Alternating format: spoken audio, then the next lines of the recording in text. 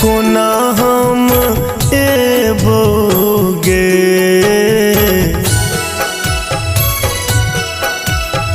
काजक बर छै प्रेसर कोना हम एबोगे। बहिन गे कैदी है राखी तू कुरियर अपने सा हम बन्ह लेबैगे। बहिन गे कैदी है राखी तो कुरियर अपने सा हम बन्ह लेबैगे।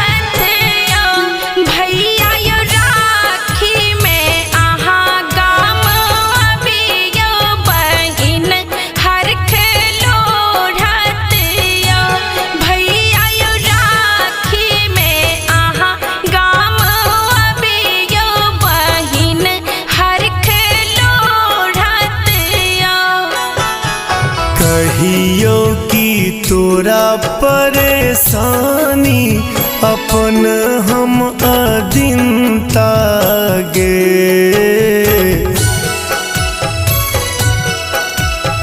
कहियो कि तोरा परेशानी अपन हम अदिनता गे। बहिन गे धधकै जे आएग लाचारी के जरे सबसे हेमता गे। बहिन गे धधकै जे आएग लाचारी के जरे सबसे हेमता गे।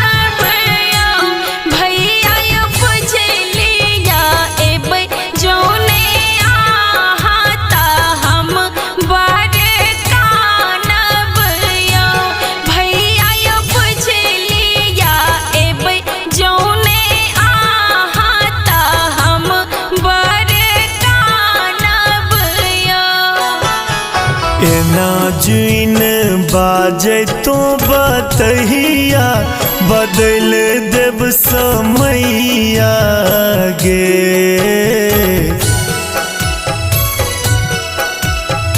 एना जुइन बाजे तो बतहिया बदल देव समैया गे।